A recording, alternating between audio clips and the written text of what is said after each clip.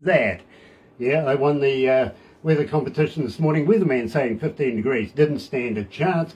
Barbara 19, I said 20, so believe me, 23 degrees. I think I'm a winner, I really do. It's Monday, start of a new working week, and July 17th. I tell you what, let me do this.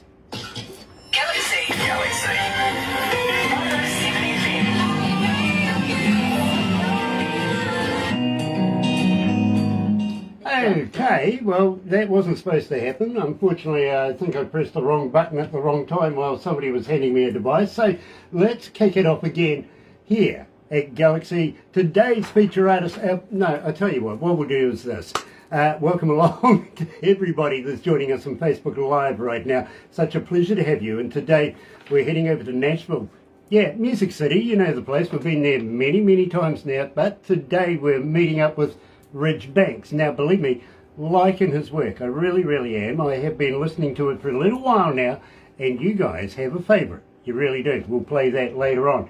But let's kick it off here at Galaxy. His beautiful mistake, RidgeBanks.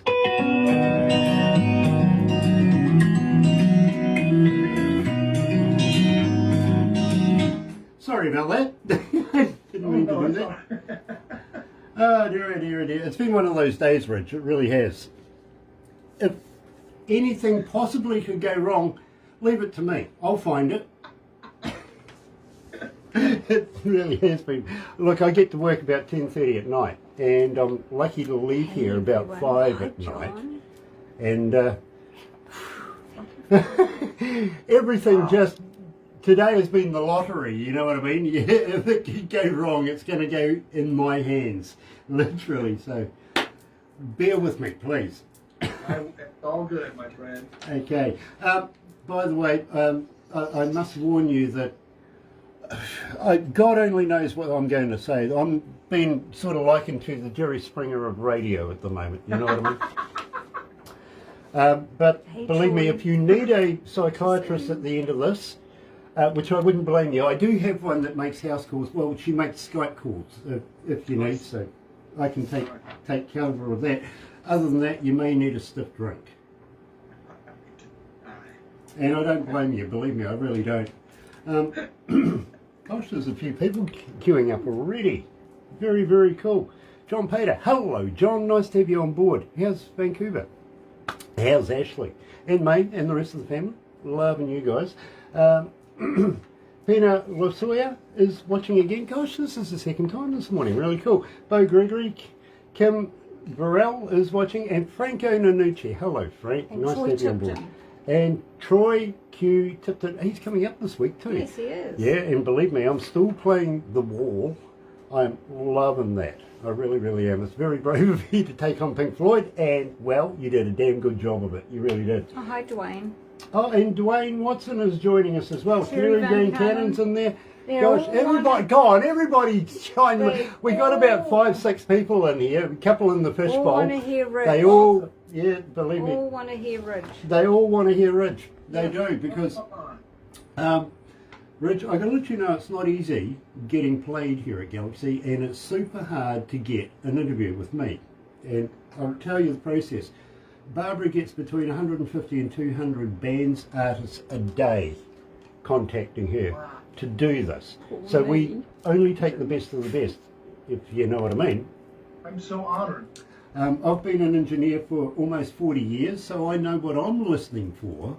And Barbara's got a very acute, fine-tuned ear now. And she is mean with a red pen, okay? Simply because we only have a certain amount of time in a week to be able to do these, so we're only going to take the best. And Barbara takes it to production, and Barbara argue it out, and then we present it to a board. Now the board at any given time could be 12, could be 8 people in the board at the meeting. They're only interested in quality and our image. You know what I mean? Yeah. Then it comes to me, and I'll tell you about that in a minute. Okay? With a beautiful mistake. Beautiful mistake. Beautiful mistake. Beautiful mistake.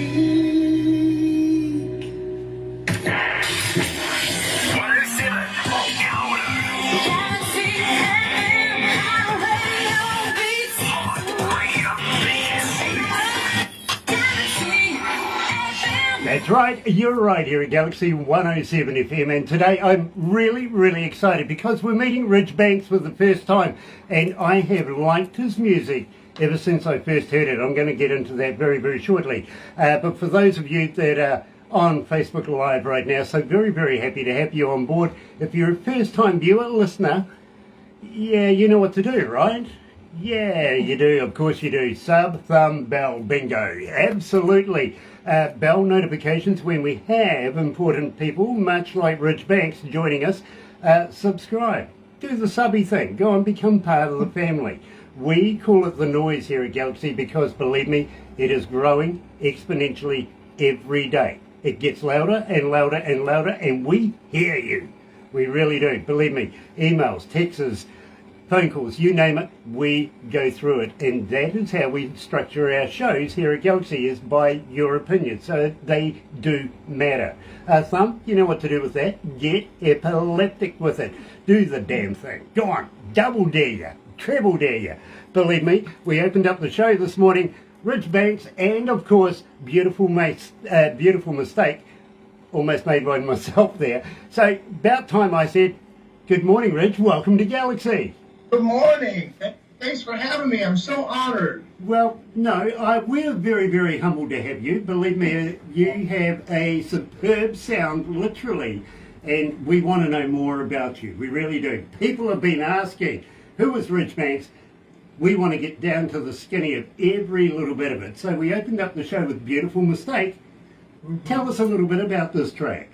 Well, Beautiful Mistake was an awesome story of Nashville. I came to Nashville about 4 years ago, and about 2 years in, I met with a man named Roy August. I was playing in what we call a guitar pull. We had one guitar, we were handing it around to each other.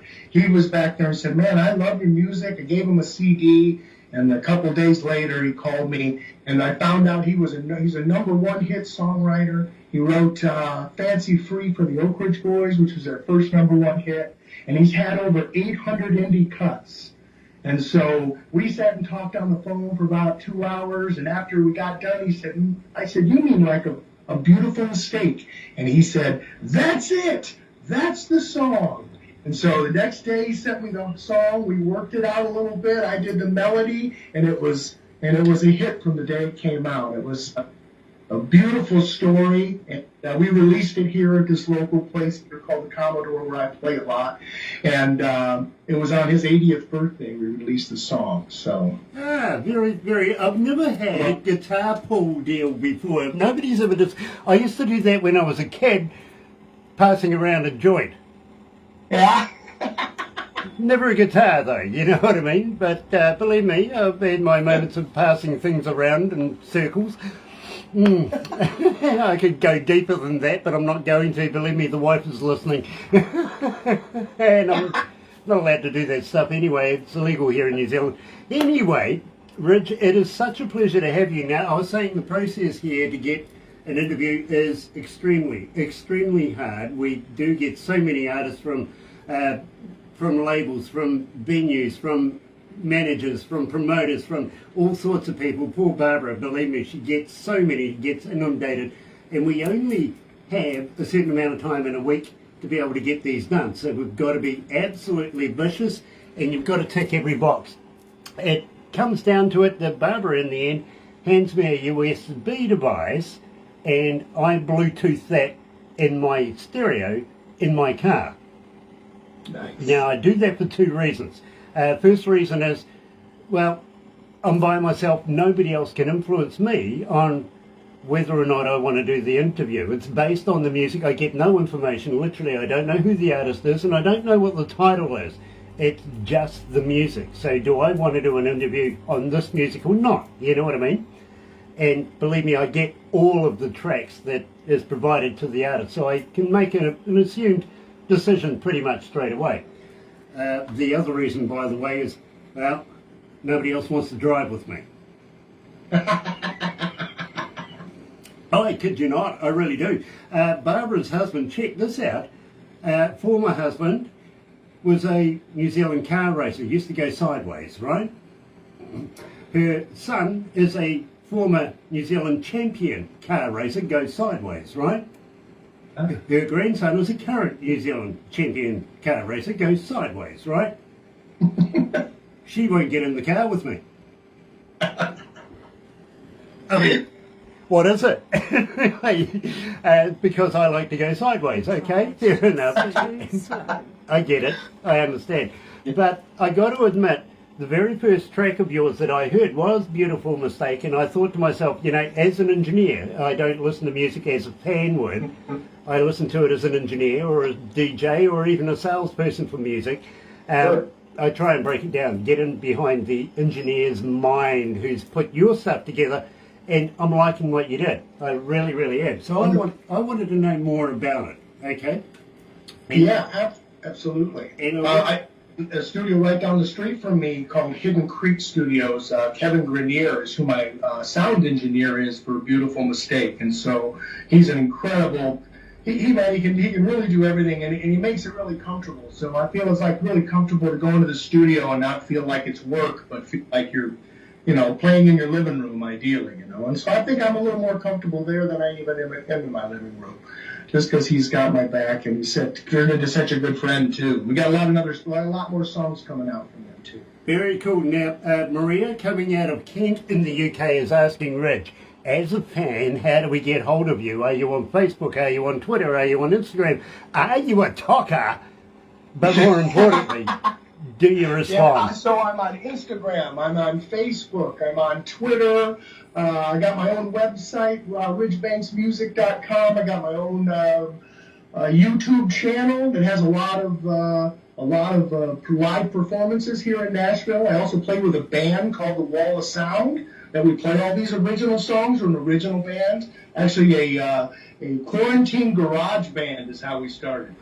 So we all got together during the lockdown. We didn't have as much to do. It's probably why I have a band. So you can see all that stuff. And those are the guys that are playing on those tracks too. They're not. Well, they are studio engineers, but they're also band members and tour with me and play with me here in Nashville. Yeah, no, because I was kind of interested in this. Only 3 members of your band, including yourself. I thought, you know, there's a lot involved in this music. There's got to be more than just 3 guys. You know, a drum player, a bass player, and a guitarist. Come on. Right? Yeah. Well, the guitar player I have, David Young. He plays guitar and bass and about anything you put his hands into. So on the recordings, he did all that. And then I got an incredible drummer named Mike Nordrup, who is unbelievable as well. Sometimes one take in the studios. And now I got somebody playing bass for me, Taylor Took. And, you know, really when you're in Nashville, you need to have a few interchangeable parts, too, because we all got our own careers and we're all moving forward. A lot of those guys in my band, they have their own band here. And so we don't want to step on each other's feet. We just want to on each other's toes. We want to make sure that we're lifting each other up. And so it's kind of like I call the band a fragile flower out here. When everything comes together, we can all play. And very cool. That's a good analogy, actually. Now, Pete, coming out of Michigan, is asking, how do I get hold of some merch? Have you got a website where I can go and visit? Yes, absolutely. RidgeBanks.com, RidgeBanksMusic.com brings you to the same place. And I got videos on there. I've got a lot of videos I don't even have on my YouTube channel either. And there's merchandise on there. There's RidgeBanks gear that you can order. And all my schedule is on there too. If you go to Bands in Town, I put everything into that program so you know where I'm playing everywhere in the world, and that also populates into my website too. So you can see where I'm playing, you can see my songs, you can buy music there, the whole works. Very, very cool. And well, now that you've mentioned that you've got merch, I'm going to hit you up for a T-shirt because literally, my brother, today I got my ugly on. All right, one ugly cowboy. Coming out of Canada as well, by the way. Believe me, people watch these. It's been proven this actually does work. It's subliminal. People are watching these, and before you know it, they're on the interwebby thing. While they're watching it, checking out the artists I'm wearing and their merch and everything like that. They're making purchases, koozies, guitar picks, t-shirts, caps. It's all going out the door, you know what I mean? So it's all part of promoting, and I'd be more than honoured, Rich, if I could promote you while I'm doing these shows as well. Would you mind? No, that'd be awesome. I'll send you some shirts. Awesome. I'll get Barbara to give you details and stuff like that. And That was great. if you want to throw in a few extra swaggy things, maybe we could do a RidgeBanks giveaway or something like that. All right, cool. Right on. I Breathe. got stickers and mouse pads and coffee cups and all kinds of stuff. Oh, I need a mouse pad. I really do.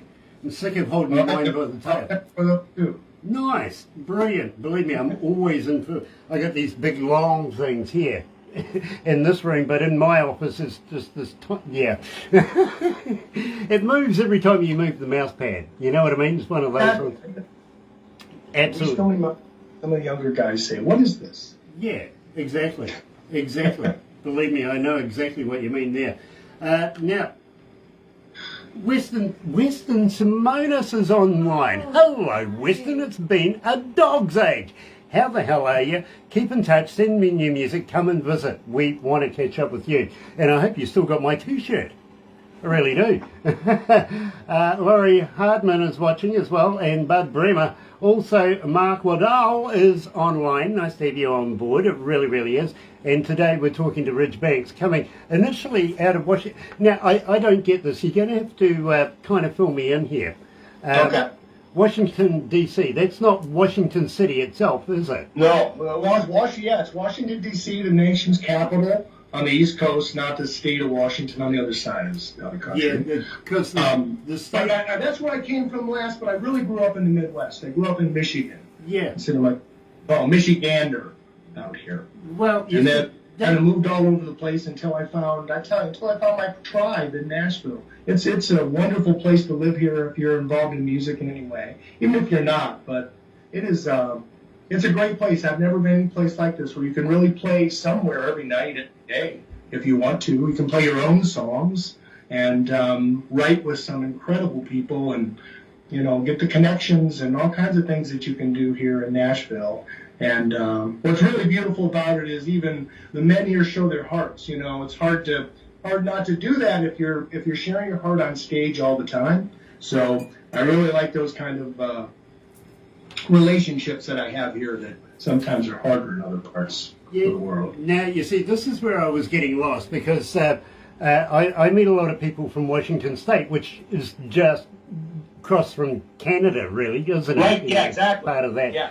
But then you mentioned that you're in Michigan. I'm going, well, that's nowhere near Washington. No, that's nowhere near. And then I was in Washington, D.C. That was where I was before I came to Nashville. I was there for probably maybe 13 years. I worked in healthcare for a long time before I made the commitment to full-time music. Okay, were you looking after Donald Trump? What's that? Were you looking after Donald Trump? I think he needs health care. Oh, we think he needs healthcare. Yeah, exactly.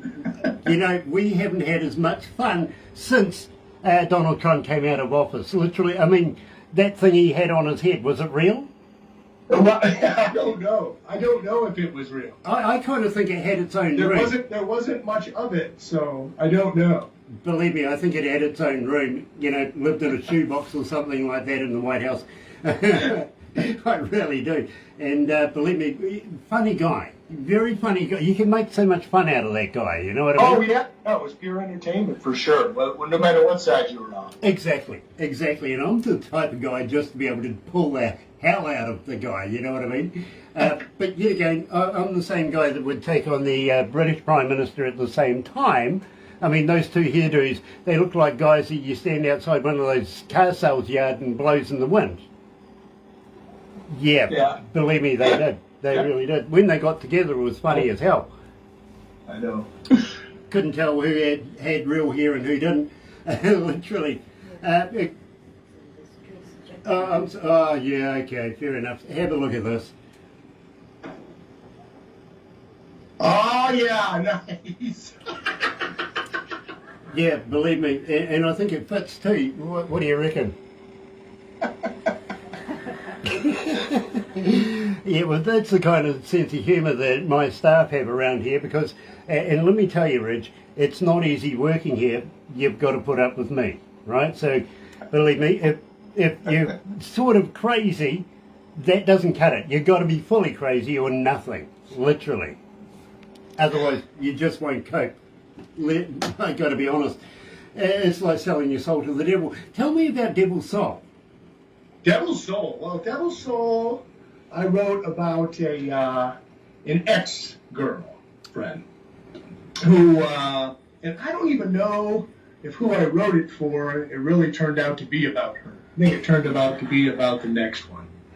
So, but it was, it was a song that, in fact, it was a song, although it sounds hardcore, it really started as a song out of empathy.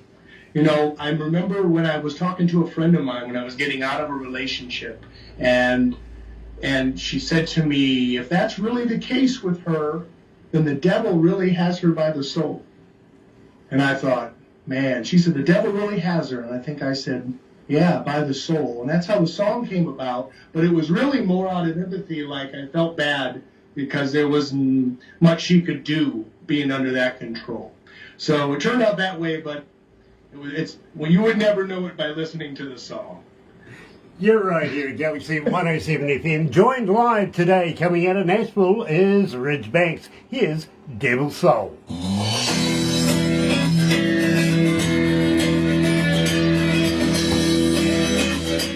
How you feeling, Ridge? You okay? Yeah, man, I'm doing great. Nice. I may ask you some left field questions through this, but believe me, at the end of it, you'll understand, because you'll get a copy of everything we do today, okay? At the very end, don't go anywhere straight away, because the staff are going to want to take some photos and bits and pieces. Barbara puts it all in a movie, and we'll send you the movie of what we do on Facebook and everything. That is so cool. All I can say is show it to people you don't like. I'll show it to everybody. Yeah, well, do that, but the reason why I say show it to people you don't like is simply, it usually puts a fire under their butts, and before you know it, they're getting in touch with us. I see. See? Nice. Because everybody that you do like will go, yeah, wonderful, and not do anything. Right. You got me? So that's why I say show it to people you don't like. Are you by any chance a vegan? Nope, I'm not a vegan. You're a meatologist like me? I am a meataholic. Yeah, a meataholic if you want. Yeah, exactly. That's what I mean. But have you ever tried a vegan sausage? No. No, me neither. Look, I'm trying, for a couple of years now, I've been trying to figure out, are they made of real vegans or not? Oh, they make the real vegans, huh? Well, I was upset when I found out that Girl Guide biscuits weren't made of real Girl Guides. And I got to be honest with you, are you familiar with Johnson & Johnson? Yes. They've got me blacklisted. They really do. They won't return my calls, my texts, my emails, nada, not a thing. Because I just simply asked how many babies goes in a bottle. I mean, seriously, it's got it on the baby oil. Well, how do you get there? Baby oil. I mean, gosh. I got a friend of mine who's a 5-star chef at the Hyatt in Auckland, our biggest city, right? Right. He's head dude. And I was talking to him on Skype the other day, and I says to him, Tony, what's the hardest thing about cooking in the kitchen? He goes, vegetables. I went, know what you mean? Getting the wheelchairs in the oven must be a bitch. Don't get me going on vegetable oil now, will you? Oh gosh, I told you might need a stiff drink at the end of this. Are you a thinker? Are you a person that thinks of the possible, probable, could be, couldn't be, maybe not logical? Sure. Yeah. Okay. I do, but I also believe in faith, so I don't put a whole lot into it. All right, well, I've got a couple of questions for you when we go back. Believe me, I think you'll find them interesting. I really do. Because I love to think of the most weirdest things and see if it could possibly be. You know what I mean? Love it. I really do.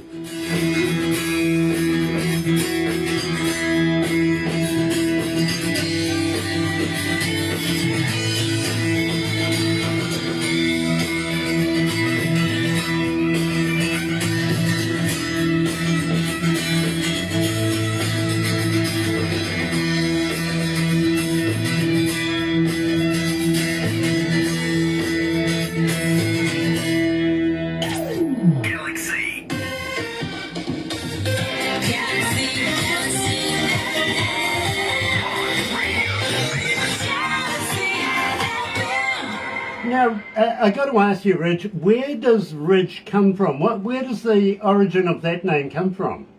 My given name is Richard, so I started going by Ridge. I don't know, maybe 30 years ago or so. One of my surfer buddies in California started calling me Ridge, and I was like, yeah, I like that. Okay. Believe me, I do like it as well. I thought, maybe Mum was, one too many moonshines, and, well, before you know it, you ended up with that name. Personally... Yeah, right. Or the soap opera. There's a big soap opera star here that was named Ridge. Maybe. You never know, but I do like your name. I really, really do, and I thought that's a fantastic name. It's a name with star all over. It really, really is. Now, I see Joan is joining us as well. Nice to have you on board, Joan. Tim Steinrich is joining us as well. Nice to have you back, brother man. I hope you enjoyed the last interview we did as well. Of course, Tim is lead singer of the band The Mighty One, coming out of Vancouver, Canada as well. So, and we have so many Canadians, much like we have so many coming out of Nashville. And I think the new mecca of sound right now is actually North Carolina. We have a huge amount of people coming out of there. Everything from Charlotte through to Greensboro and all of that. Believe me, there is just so many people that we interview coming out of North Carolina. So I think you're on a balancing act right now. We might be shifting Music City before you know it. Yeah. Who knows? It's getting so expensive here, too. Yeah. I mean, the prices have gone up so much that it's hard for just an artist to come and play and find a place to stay and afford it, really. Yep. There are some ideas of it spreading out and going to other places locally here. Yeah, well, let me give you a heads up that North Carolina right now is moving when it comes to music. And believe me, we have so many people coming out of there. It's just fantastic. Now, were you in Nashville when the tornado hit just not so long ago? Yeah. I wasn't too far. I was only a couple miles from that. Luckily, that hit most of the... I mean, not luckily, but luckily I wasn't in the direct path of it. I was on the west side, but that was quite a scare. I'd never seen a tornado hit through the middle of the city like that. Yeah, absolutely. And it's 200 miles down the road, So it was pretty wild. There was a lot of community really coming together and helping and all of that stuff. And that was pretty soon. I was just here maybe a year or so when that happened. So scary. Yeah, it was a deal. Scary stuff, my friend. Wouldn't want a bar of it. Literally, I asked people, if you're living in Hurricane Alley, why are you living in Hurricane Alley? I mean, and some people say, well, we like to live dangerously. No, thank you. Mother Nature is not pleasant. And that's not my favorite part of living here. Yeah, believe me. But it's nice to know you survived that. In fact, I had quite a few friends that didn't quite get away with that one. Some of them had shops downtown that were just blown to pieces, you know what I mean? Absolutely. Put their livelihoods and everything, boom, gone. And including houses as well. One person had not only the shop, but the house went, and it's like, yeah, no, I feel sorry for that person, I really do. But, new things have come out of it, silver linings and all that sort of stuff. And, well, this person's got a new shop, new house, and a new wife. So, okay, I understand. What, did she go with the wind as well? Right, I know. Yeah, my gosh, dear. Huge hugs for Barbara. There you go, from Tim. Yeah. There you go, very nice. Give you a poke in the eye, Tim, literally. Now, I was asking you before, are you a person that's thinking of the probable, the possible, maybe not, maybe yes, and is it logical? Now, let me explain this. A man can measure speed of light, right? Yeah. So how fast is darkness? Person's darkness. Yeah, how fast is darkness, literally? Yeah, I think that's a valid question, actually. I think it is. But I don't know how to answer it. Yeah, exactly. Now imagine this one then. If you're driving through space at the speed of light in your Lexus, for instance, would your headlights work? Would it Only if you turned them on before you started. Yeah, but I think if you put your foot on the Then they'd brake... be ahead of you. Otherwise, they wouldn't. Yeah, exactly. Now, if you put your foot on the brake, all you'd get is this long streak of red, wouldn't you? Right, yeah. Yeah, it'd look effective. Thanks Hey? a bit. Oh. Yeah, it'd almost be like you've got jet fuel going out there. Imagine this. If your knees could bend in the opposite direction to what they do now, Yeah. could you imagine how interesting chairs would be? Hmm. I mean, fantastic, don't you think? Yes. Yeah, okay, a couple more. The Japanese, back in the Second World War, the kamikaze pilots, right? They Yeah. knew they were going to die, so they had their scarves and they got their families and friends to knit little prayer things on them for them as they went. Yep. Hmm. Why did they give them crash helmets? Yeah, right? I mean, seriously. They probably didn't need that. Yeah, well, no, I think it was an item that might have, could have been left out of, I mean, it's like putting, landing gear on the plane. What the heck? Right. Yeah, they're not taught to be able to land. The local gas station, the 4711, I think you have over there, open 24 hours a day. You go in, go out, do your business, everything like that. So why do they put locks on the doors? Right. Closed. Exactly. I think it's just to stop people like me coming in and asking stupid questions, to be honest with you. One last one before we go. Do you remember Tarzan? Yes. Why didn't he have a beard? Right. It wasn't like he could go down to the local grocer and get some Gillette razor blades for That's him. true. You know? That is true. Absolutely. He should have looked more like you. Yeah, exactly. At least, I'd fit in the bloody jungle. Would. Do you remember William Shatner? I do. Captain Kirk, right? Of course. Now, a couple of questions here. First of all, this morning I see in the news that his government has asked him to recall his line of lingerie. His line of lingerie? Yeah, apparently Shatner Panties isn't a good name.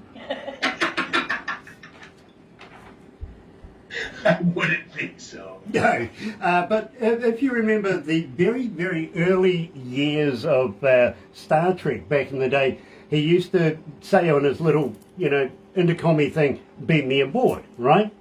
And then it changed to beam me up, Scotty. Remember that? Yes. Why did it change from beam me aboard? I don't know that. He kept getting hit by 4x2s. It's true. It is true. Man of your word, tell me about this. I love this track.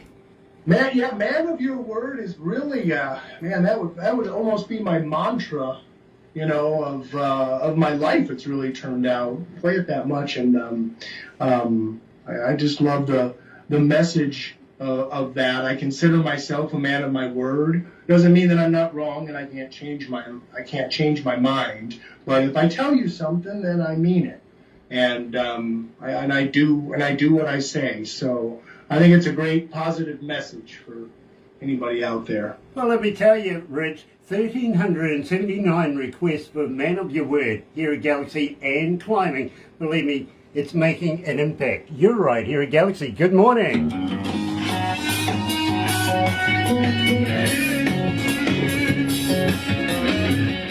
Oh, do you need a stiff drink yet? How many requests? 1,379. No way. Oh, wait until you get to my to prisoner. Oh wow, that is awesome. How many countries are tuned in? 174. 174 countries are tuned in right now, Rich. Wow. And because we are global, we're in every country in the world. How many cities? 2612. 2,612. Okay, 13. 13. Yeah. 2,613 cities are tuned in right now. That is so exciting. It's an average day. Rich, when we first started this, and I'm going to be honest with you, Barbara and I used to do a show on a Monday night called Skype Party Monday, where we'd get all of our friends together and we'd get on the drinks, right? And hilarity would break out everywhere, literally, especially if I was getting drunk behind the wheel. But the bosses didn't like that. It wasn't good for our image, right? But they liked the concept of talking to people on Skype. So they says, retain that, build a show around it, but do something other than getting drunk. So Barbara and I put our heads together and came up with, let's talk to indie artists and indie bands and stuff, right? Nice. We initially thought we'd be lucky if we get 10 people. We really thought that was going to be it. Well, wait until the end of this and I'll tell you how many people are online. And you will be surprised. You will. And how long have you guys been doing this? 9 years. 9 years. Wow, that's fabulous. Almost 4,000 interviews. Yeah, that's true. Wow. You know, And in that more to time. come. And more to come, yeah. If I know you, Barbara, there's, woo, I know there's more to come. Yeah, dear, oh dear, oh dear. Mike Gill is watching. Hello, Mike. Stephen John Ireland's with us as well. Nice to have you on board, Steve. It really, really is. And believe me, I'm absolutely fascinated with today's artist and his music. I really, really am. His name's RidgeBanks. He's coming out of Nashville. If you get a chance, go online, go and have a look and purchase. Not that I'm doing a promo for you, bro. I appreciate it. Believe me. Can we talk about the magazine? Afterwards. Afterwards? Okay. Ridge, I've got something I want to talk to you about after we do this. We have a friend of ours that has a magazine, and I would like to get Barbara to forward you to them, if that's all right with you. Oh, fabulous, absolutely. It's about promoting RidgeBanks. You know what I mean? And Yeah, do. we're Thank you. fully behind you, bro. We really are. Hey, so I really appreciate it. Next one up is Sleeping Train. Speeding Train. Black or white, don't make it gray. Say what you mean, do what you say. Be a man in the world at the end of the day.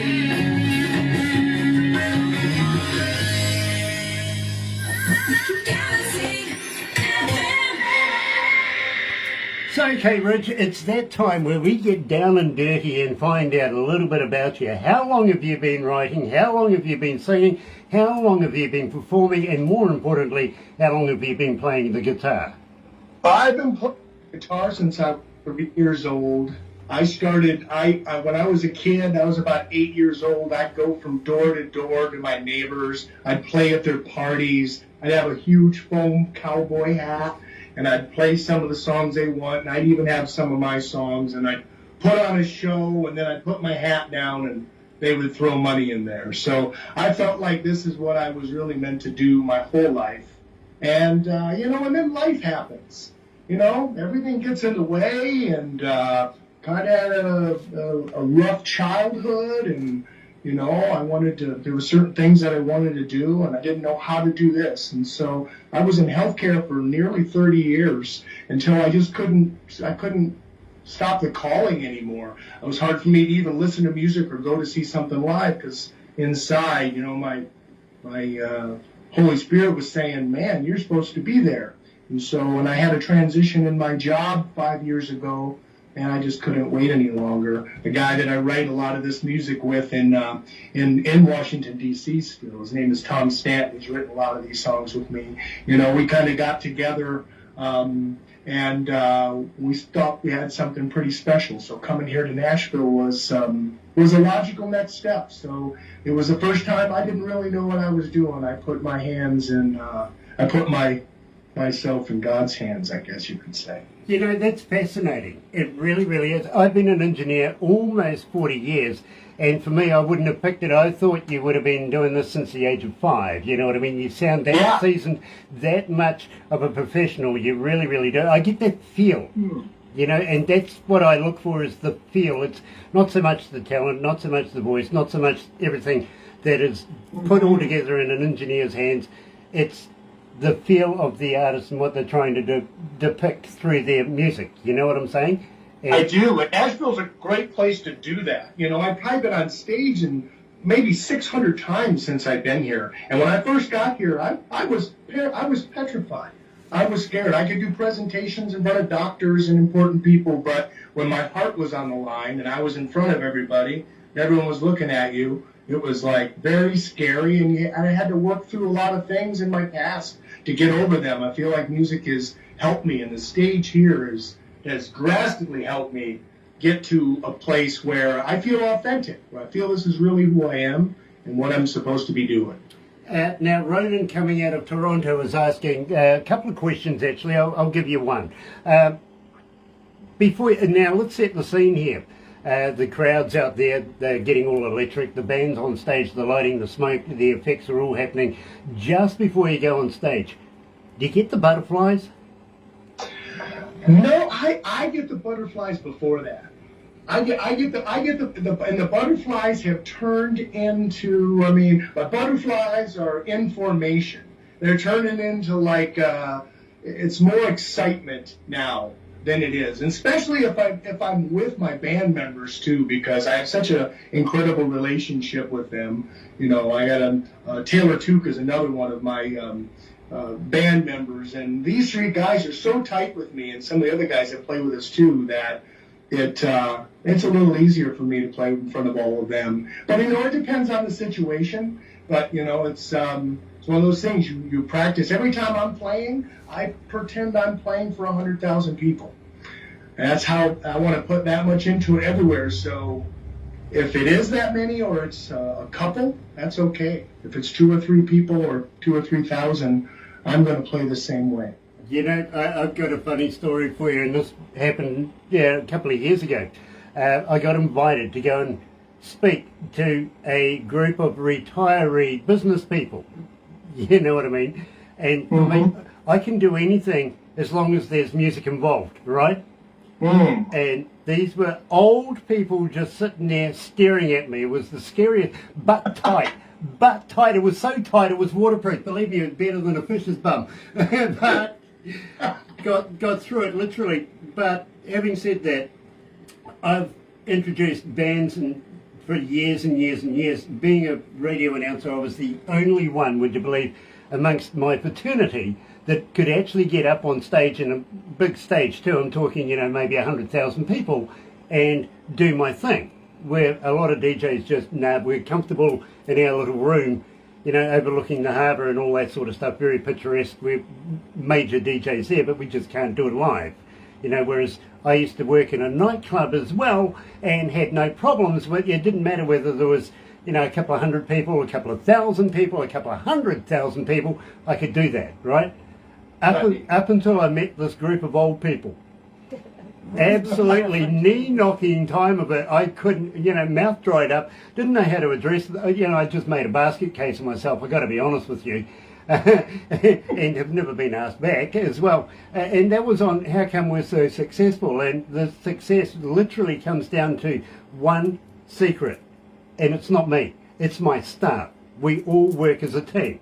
And we're all single-minded to do the same thing and do it professionally and do it with a polish on it, you know what I mean? And to bring everybody in, no matter where in the world you are, you're all important. You're all very, very important to us. So believe me, that was the message we're trying to get across. And all these old people are going, yeah, but how do you get them? Well, actually, we don't. They come to us these days, to be very honest with you. When Barbara first started, she was begging and pleading for a couple of bands to come on and do this. And, well, now, as I said, she gets a couple of hundred a day. So believe me, that's the secret to success there. It's much like a speeding train. It's out of control. That's right. Now, talking of speeding trains, I've got a very quick question for you. All right. Have you ever been to Japan? No. And I do bonsai trees, and I love Japanese culture. Okay, well that's cool, and we won't hold that against you. But believe me, I did some time in Japan, literally, through Tokyo up to Nagasaki and places like that, Osaka, all of that sort of stuff. And we took an electric train. Well, actually, it's made by, magnets and stuff like that. The forces of nature, and all that sort of stuff, repel. And, you know, it didn't actually feel like we were doing 130, 150 kilometres an hour. Wow. It really didn't. It just felt like, you know, ordinary travel. But the question is this. If you've got an electric train going from north to south at 120 miles an hour, and the wind is blowing from south to north at 110 miles an hour, which way does the smoke blow? Which way does the what? Which way does the smoke blow? Oh, which way does the smoke blow? You're killing me. I have no idea how to answer that. It's an electric train. Ah, there's no smoke. Exactly. But you've got to be on an electric train to think of something that stupid, you know what I mean? Literally. Samantha Eubanks is joining us. Nice to have you on board, Samantha. It's an absolute pleasure. Today we're talking to RidgeBanks coming out of Nashville. And I think I'm going to talk them into moving to North Carolina because there's so much good music coming out of there as well. Have you ever heard of the Hammond Brothers? The Hammond Brothers? That sounds familiar. I think so, yeah. These guys are legends. Yes. In the Hall of Fame. Living in your backyard. Have you never met them yet? I don't know. I don't know that I've met them. I know of them. I've heard of them. I think. Believe me, I think you would get on very, very well with them and people like Roger Adams, for instance, who hangs out with the Hammond Brothers, everything like that. You've got that same feel to not only music but to life as well. And maybe I'll get Barbara to be able to introduce you to these guys because, as I say, they are in the Hall of Fame. They are legends in their own right, and you never know what might come of it. You know what I'm saying? Absolutely, yeah. And I think it'd do extra super things for people's careers as well. Believe me, I really do. Especially when you hang out with, you know, legends like these guys. So I'll get onto that. But first of all, I want to talk about Speeding Train because literally, and I've got to be honest, this was the second track that I ever heard of yours when I very first put it together. And I'm thinking to myself, you know, there's something in this. I really want to know more how you structured it, where the lyrics came from. Well, the lyrics came from, I was in a relationship and the girl I was with was threatening to leave. And so I wrote this song about myself being a speeding train and on this path that I finally had figured out. And so you're either on board or get off. And that was really what I wanted to say to her. And it worked. She didn't get off, but it probably would have been better if I let her go. You know something, believe me, that's been my life story. Every woman that's got on my train got off, literally. Right. And then they left. You're right here at Galaxy 107 FM. Here's RidgeBanks, Speeding Train.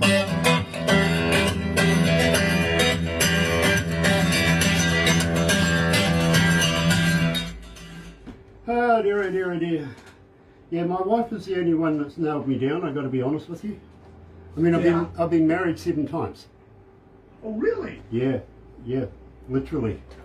I have, you know, and the last time I got married, Barbara was actually my bridesmaid, well, my wife's bridesmaid.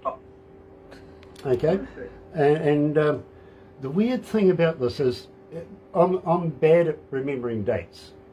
Okay, I struggle to remember my own birth date sometimes, and it's not because of Alzheimer's. It's not. It's just that I'm really bad at numbers and dates, right? So I decided there's only one way I'm ever going to remember our wedding anniversary date, and that is to get married on her birthday. Perfect. Right? Unbeknownst to me, Barbara's birthday is the exact same day. Oh, wow. And you've got wife and best friend, right? So I'm figuring I'm pretty cool here. I'm pretty safe with that one. I've got that one sorted. I couldn't forget it. And it's only a few days before Christmas. It's the 10th of December, right?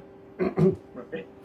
And that helps me remind me of my birthday because I'm the 22nd of December. 10th of I December. see. You see, so it's all relevant because Christmas and New Year's is all coming up and everything like that. So that was, mate, I couldn't for the life of me remember if it was April 19th, for instance, I'd forget that in a heartbeat. Right. Oh, yeah, exactly. You know, there's nothing happening on April 19th in my world, so. But every woman I ever went out with left, gone, except for my wife. And now, the reason why I got married to my wife with Barbara as our bridesmaid is simply, after being married to her for a number of years, I ran out of ideas of what to get her. Right?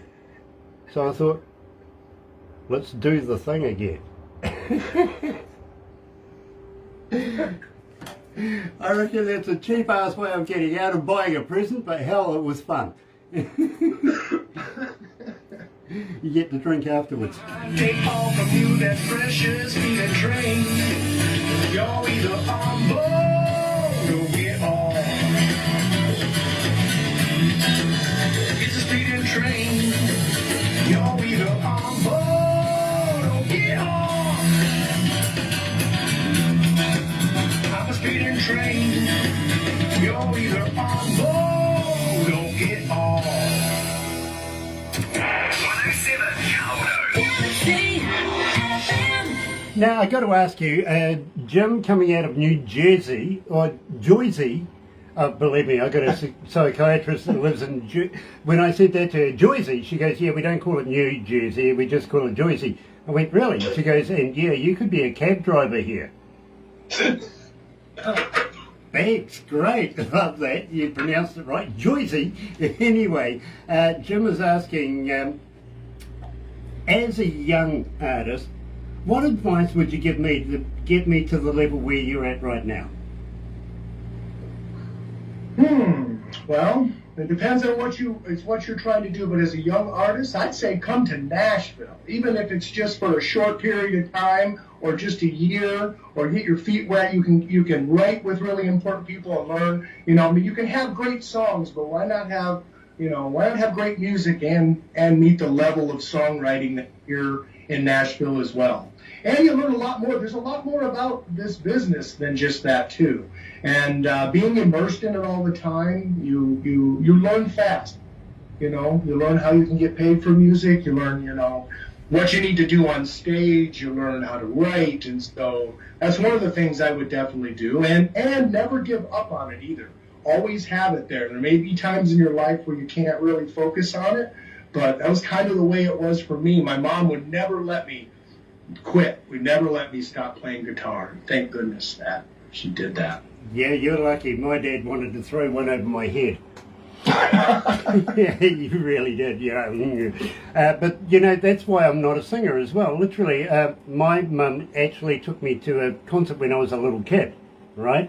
Now, believe me, I used to play records at 5 years of age. I had 2 stereos put together. I was born DJ. My mum thought anyway. My dad thought I was just born and should be taken out of this world by doing stuff like that. But at the same time, he used to say, if you're going to sing, boy, sing like Elvis. Oh, yeah. That stuffed it. Absolutely stuffed it for me singing at all. And of course, my mother took me to see this concert. She won some tickets, right? And she went to Capitol to go and see this concert. It happened to be, would you believe, Gary Glitter. Wow. Back in the day, believe me, I was a youngster. I'm sure Gary was happy to see me. We're at that age, yeah, we all found out what he was about later on in life, didn't we? But I knew on the way home, I'm never going to be a singer, right? I just knew I was never going to be a singer. But Mum said to me, don't ever give up on music. You'll find a niche somewhere, somehow. Just look for it, right? So I became an engineer, I became a DJ. In fact, I went to university to become a radio announcer, worked for the government, which was a learning process for about good 30 years, I've got to be honest. Everything from Top 40 all the way through to Talkback.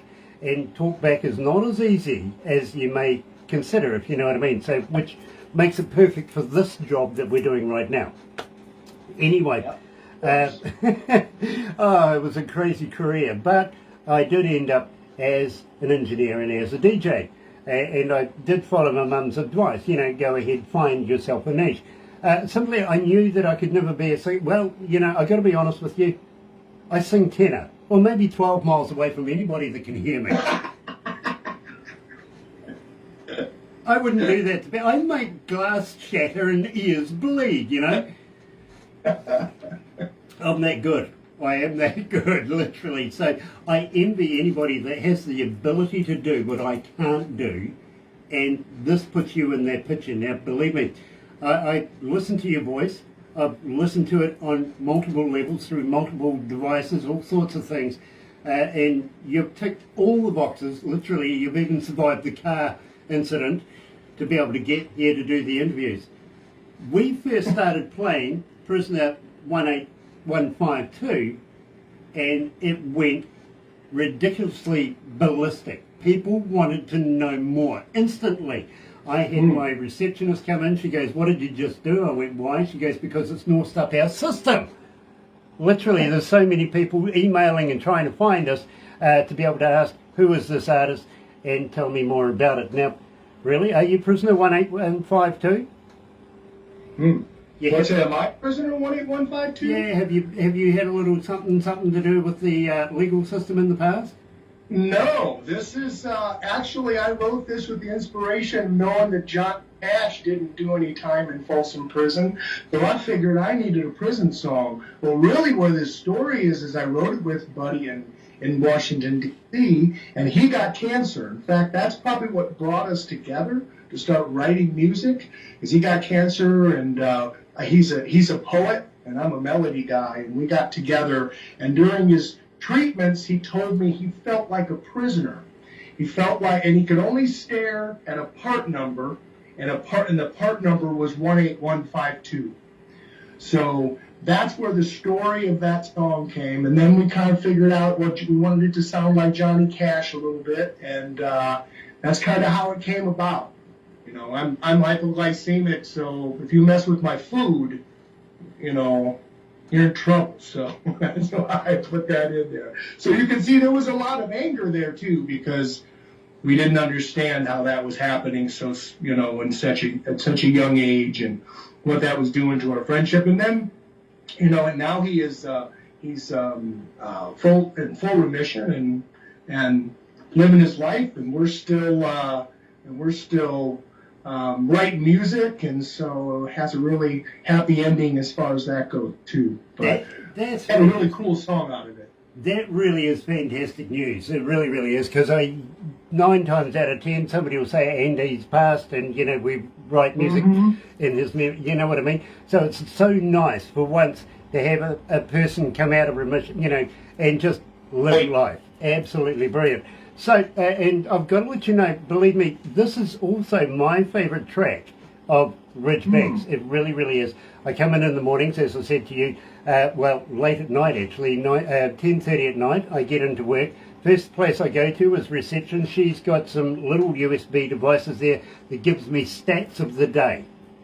Okay, and it lets me know basically how many requests per artist, per song, and where it's going to go. Literally, this is how we structure our breakfast show in the mornings, is by the requests from people all around the world.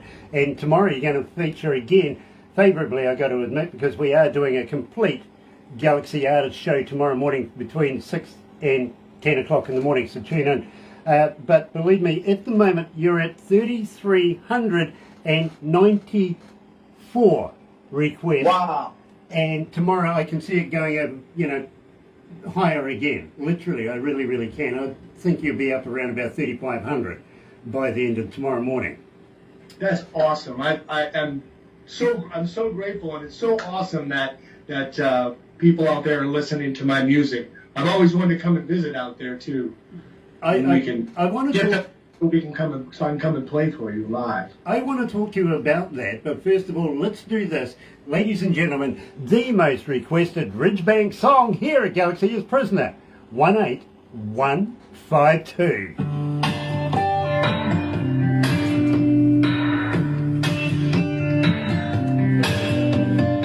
I did have a question from a young man who was asking about doing tours.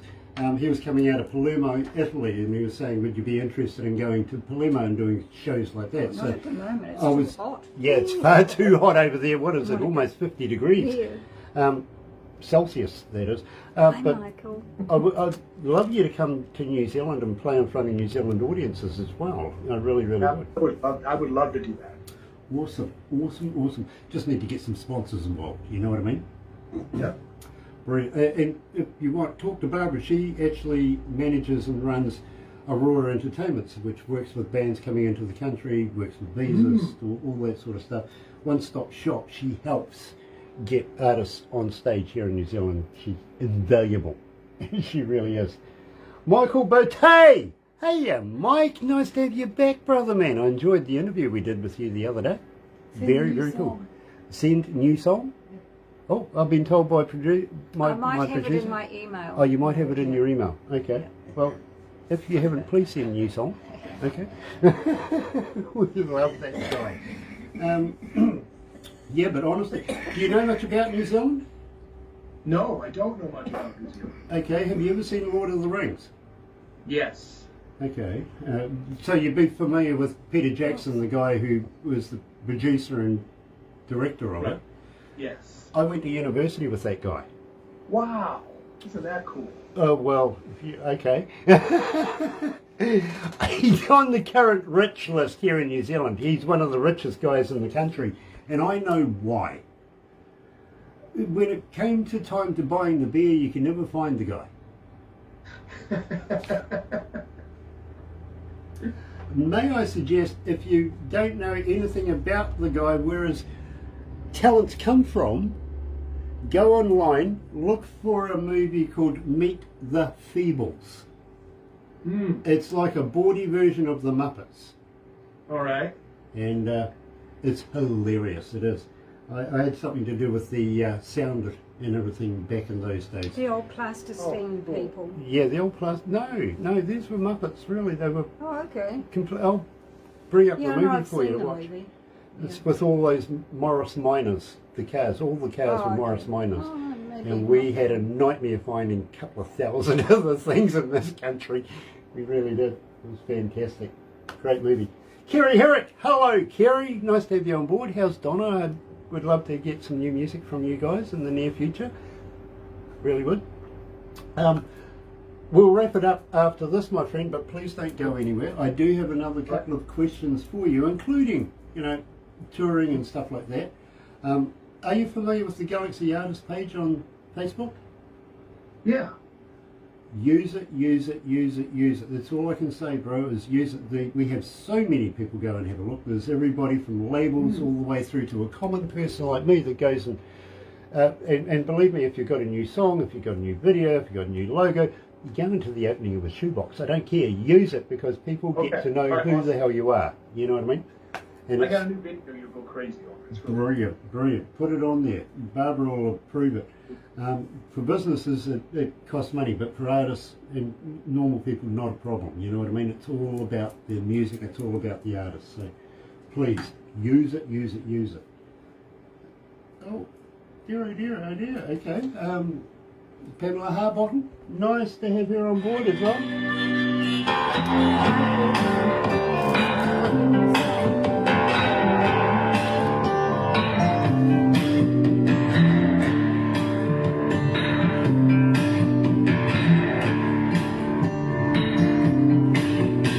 I used to have a name those days all through. I'm just prisoner.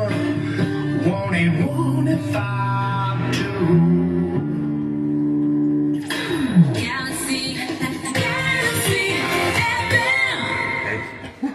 I got to get the right button to turn on before I talk into the mic. I've been doing this for a number of years now. You can tell, right? Yeah, exactly. Wolf Milestone is joining us. Wolf, I got to let you know, I heard your new song earlier on this morning in production. I'm loving it. I really, really am. Looking forward to playing that tomorrow. Believe me. Tune in. You'll figure it out.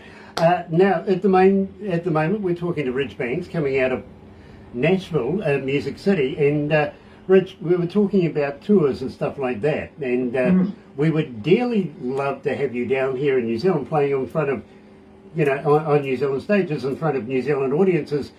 Would you consider doing that? Absolutely. That would be. I've always wanted to do New Zealand, and I would love to play for you there. Very cool. And I did ask you if you knew much about New Zealand. Now, believe me, we kind of skip in between doing stuff on live stage. We like to do a few interactive things other than that, if you know what I mean. And believe me, I'm one of these guys, if it doesn't scare the living hell out of you, then you're not living. You know what I mean? I'm really into doing really weird stuff. Have you ever heard of Queenstown? Yes, I've heard of Queenstown, yeah. Yeah, that's Queenstown, not Queensland. That's in Australia. And I'm sure in Queensland, that's where all the guys wear high heels and nice dresses and move fast in fast cars, called drag racing. That's Queensland. They had an issue there, by the way. I was talking to one of their members of Parliament not so long ago. After the Queen passed away, there was a huge issue there because now they didn't know whether they should call it Kingsland. Jamestown. And I went, well, where the hell am I going to send all these guys in high heels and long dresses now?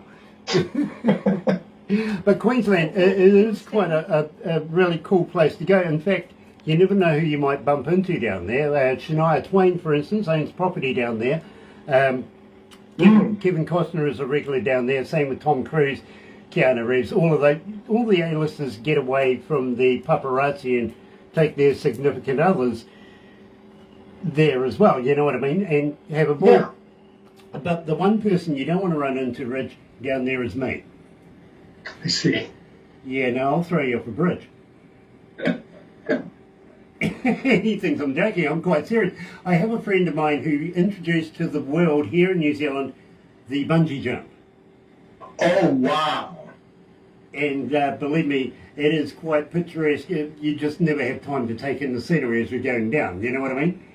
I do, yes. You never look up when you're going down, Yeah.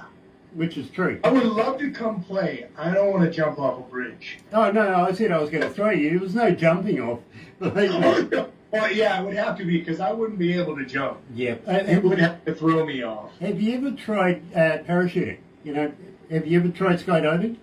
No, I haven't done that. I do whitewater kayaking and a lot of other dangerous stuff, but I never jumped out of a plane. Still afraid. I'm afraid of heights a little bit. Oh, okay. Well, if you It get doesn't stop me from doing things, but if you get near me, well, I'll literally throw you out of a plane as well. Believe me, I will.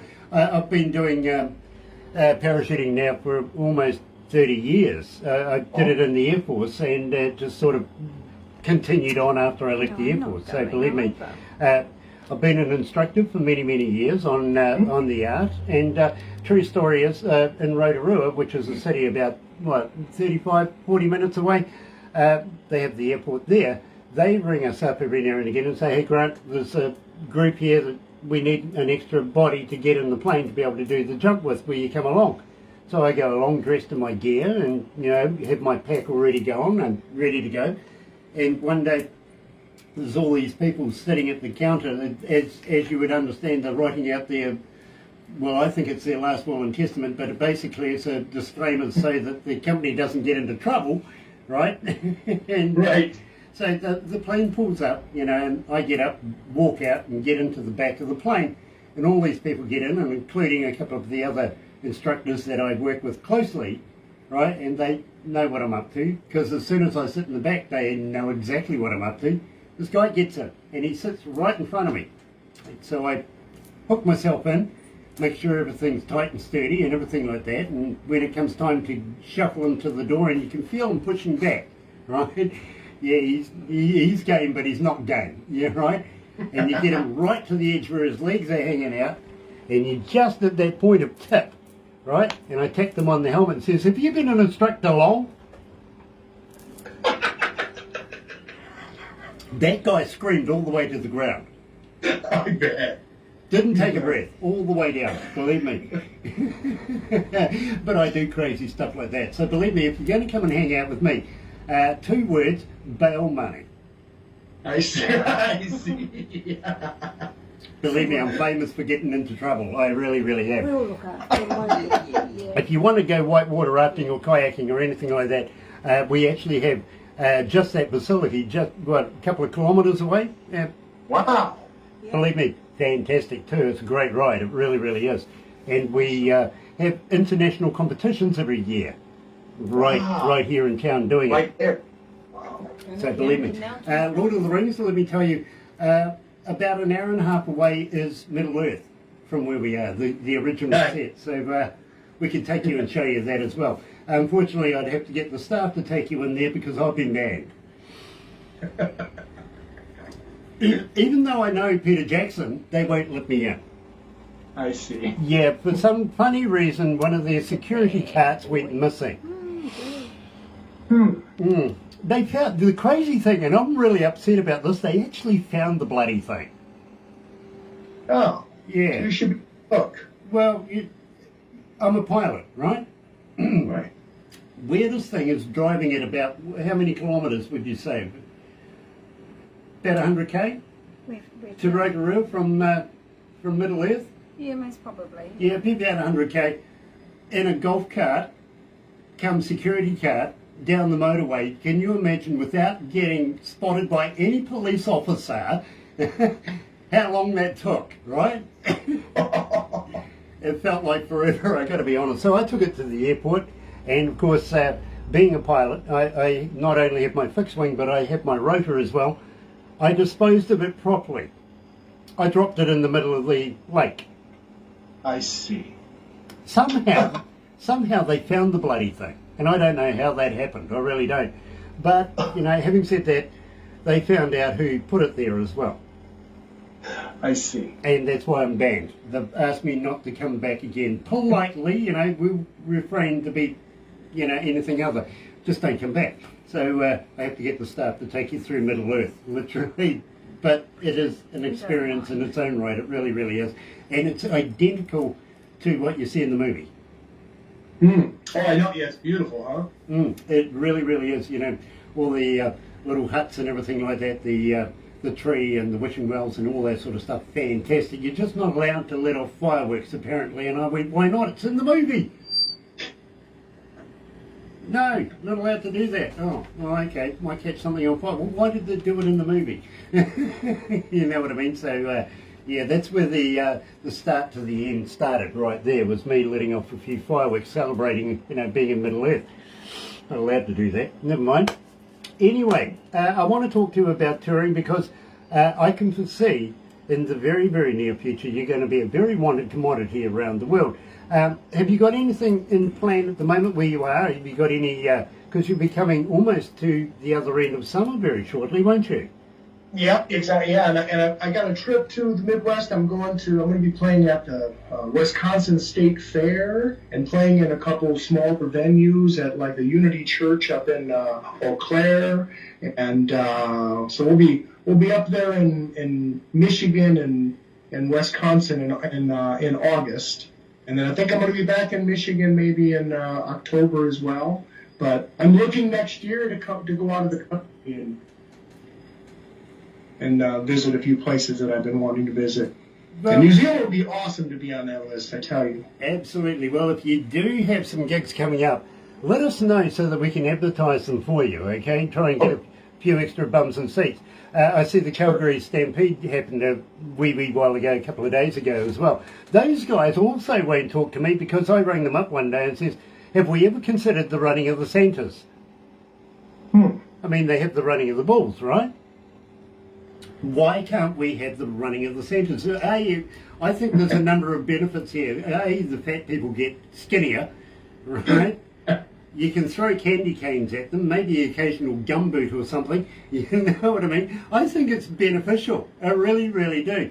They think I'm just too weird, to be honest. But, I can see my side of it. I'd love to throw candy canes at Santa.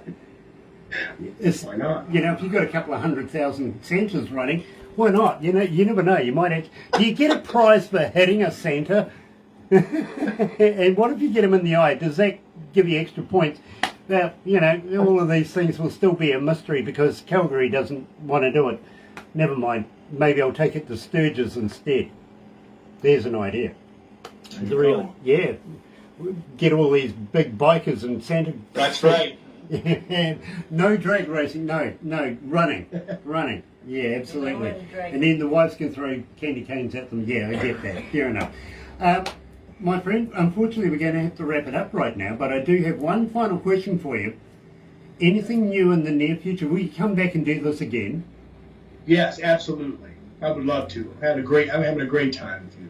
Absolutely brilliant. I would love to continue to release new music for you, Ridge. I really would. And be able to further a conversation with you and make a relationship and follow your career from this point onwards. I really am interested not only in you as an artist, but as a writer, as a singer, as a performer, the whole enchilada. I really am quite fascinated with your style. I really am. Having said that, please don't go anywhere just yet, because everybody's going to rush the monitors now and take photos of you. And then they're going to take some photos of us as well, which is just weird. Have you ever been a cartoon before? To where?